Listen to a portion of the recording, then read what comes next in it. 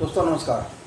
आज मैं आपके सामने एक बिल्कुल नया विषय लेके आया कि जिस प्रकार से मैं पहले अपनी वीडियो में कहता रहा कि भारत तरक्की कैसे करे, हाउ कैन इंडिया ग्रो। आज का जो मेरा विषय है वो ये है कि हमारे केंद्र सरकार की गलतियों की वजह से हमारे देश की अर्थव्यवस्था किस प्रकार ध्वस्त।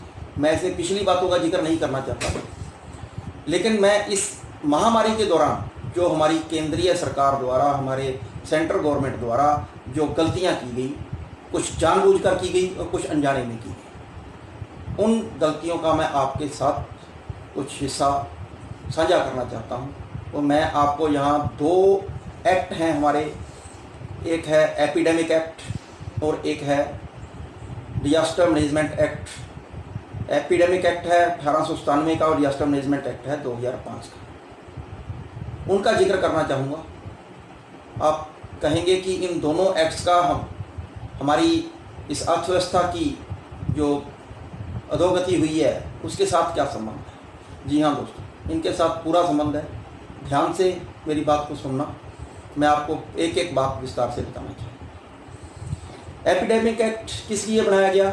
वो केवल और केवल महामारी के लिए बनाया गया और केवल महामारी को ही डिफाइन करता है। महामारी के दौरान किस प्रकार से निपटना है वो इस बात को इंगित करता है। और डिजास्टर मैनेजमेंट एक्ट, उसका मकसद है कि जब कोई नेचुरल क्लाइमिटी या कोई बहुत बड़ी आपदा कोई देश में, प्रदेश में या किसी इलाके में आ जाए तो उससे किस प्रकार से निपटना है। अब दोनों में बहुत अंतर है, महामारी और आपदा दोनों में बहुत अंतर है।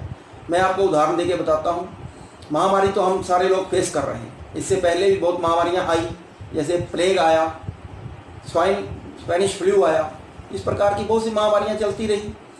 और डिजास्टर मैनेजमेंट एक्ट में जो आपदा कही गई है वो आपदा क्या है? आपदा को हम यूँ कह लें कि जैसे कोई भूचाल आ गया, कोई बाढ़ आ गई, कोई सूखा पड़ गया, कोई ज्वालामुखी फट गया, इस प्रकार की जो चीज़ें हैं वो आपदा में है। महामारी और आपदा दोनों अलग अलग चीज़ें हैं। अब सवाल ये उठता है कि यहाँ डिजास्टर मैनेजमेंट एक्ट क्यों लागू किया गया, एपिडेमिक एक्ट लागू क्यों नहीं किया गया? इसके पीछे बहुत बड़ा खेल होगा। इसके पीछे सीधी सीधी एक तो मंशा ये है कि जिस प्रकार से हमारे राजनीतिक लोग, केंद्र में जो सत्ता में बैठे हुए लोग हैं, उनको सारी शक्तियां अपने पास केंद्रित चाहिए और सिर्फ शक्तियों के केंद्रीयकरण के लिए उन्होंने डिजास्टर मैनेजमेंट एक्ट लागू किया। क्योंकि जो एपिडेमिक एक्ट है उसके दौरान उसके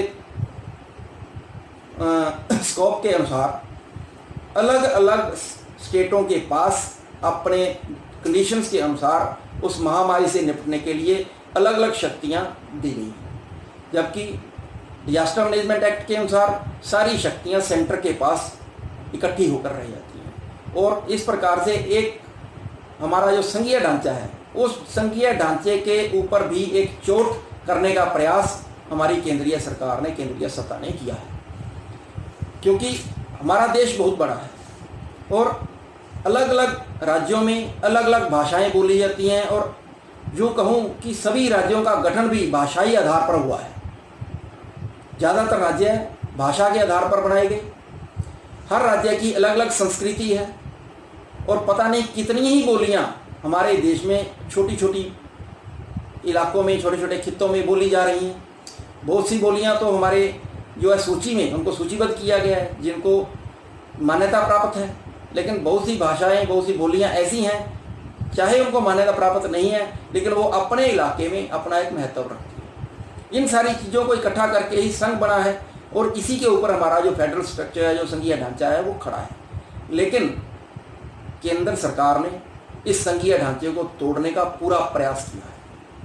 उन्होंने सारी शक्तियां अपने हाथ में लेने का जो पूरा प्रयास किया है उसको मैं यहाँ पे आपके सामने रखना चाहता हूँ। जो डिजास्टर मैनेजमेंट एक्ट है, इसके सेक्शन 2 में इसकी परिभाषा, इसका स्कोप बताया गया है उस परिभाषा में एपिडेमिक शब्द कहीं भी डिफाइन नहीं किया गया, उसमें एपिडेमिक शब्द कहीं भी नहीं है। उसके बावजूद डिजास्टर मैनेजमेंट एक्ट को लगाया गया। उसमें सेक्शन 6 में एक नेशनल एग्जीक्यूटिव बनाई गई।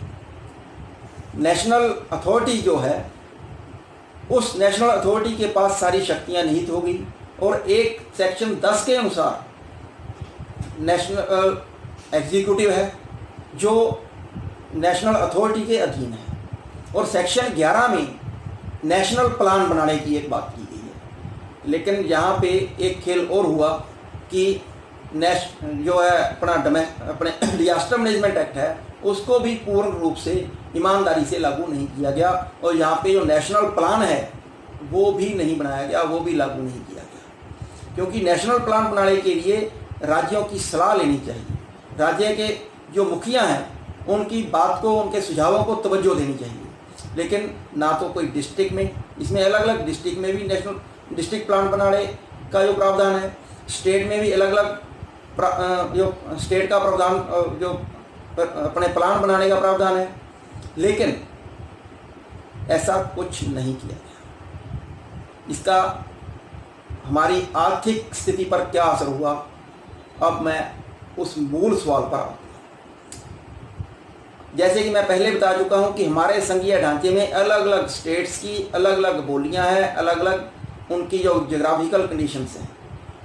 उन्हीं ज्योग्राफिकल कंडीशंस के अनुसार उन स्टेट्स की जो आर्थिक हालात हैं, जो उनकी इकोनॉमी है, उनकी जो मैं कहूँ कि कमाई के जो साधन हैं, वो वहाँ की ज्योग्राफिकल कंडीशंस के अनुसार ही अलग अलग हैं।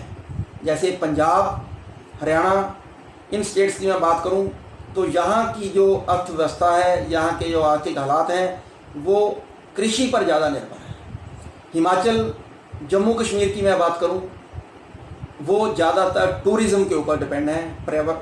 उसको पर्यटन की मैं बात करूं, पर्यटन के ऊपर ज़्यादा डिपेंड है। महाराष्ट्र इंडस्ट्री के ऊपर ज़्यादा डिपेंड है।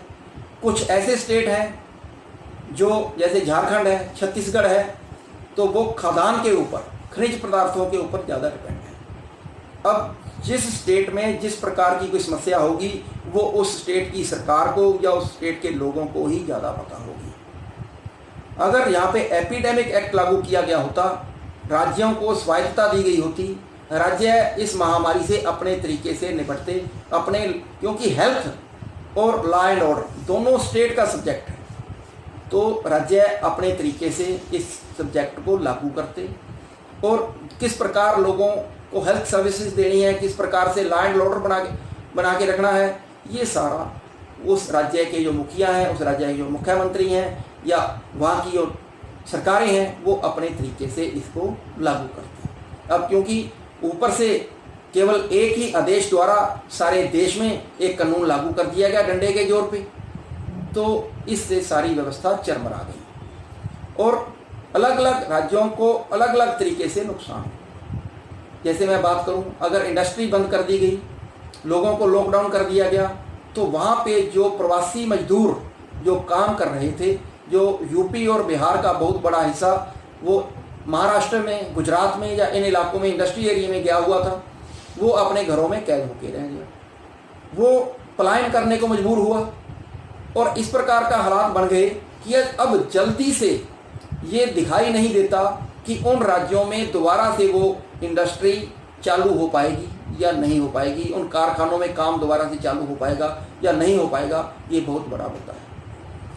एक सवाल हरियाणा और पंजाब में खेती को लेकर भी आता है कि क्योंकि यहाँ पे प्रवासी मजदूर धान की खेती को बहुत प्रभावित करते हैं। धान लगाने में और धान की कटाई के वक्त ये प्रवासी मजदूर अपनी बड़ी महत्वपूर्ण भूमिका अदा करते हैं। अब उनके जाने से यहाँ पे धान की रुपाई पे क्या असर पड़ेगा, ये भी आने वाले दिनों में पता चले।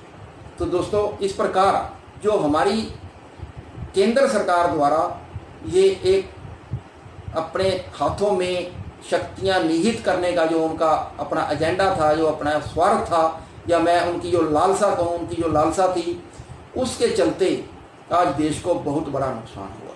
क्योंकि जिस प्रकार हम कहें केरला ने अपने लेवल पर बहुत बढ़िया तरीके से काम किया, उनका सारे देश में आज उनकी प्रशंसा हो रही है।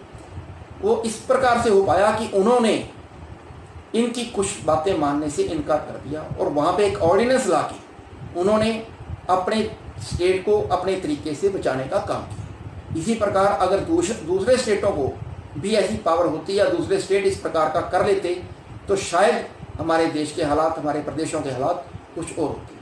दोस्तों, ये मेरी बातें अगर आपको ठीक लगें तो आप कृपया मुझे उस तरीके से अपनी बातें कमेंट में कहें। अगर कोई मेरे इसमें कमियां रह गई हों, कोई बात मैं सही तरीके से ना कह पाया हूं, तो भी अपने कमेंट में मुझे सुझाव दें ताकि मैं आगे से अपनी इन कमियों को सुधार सकूं।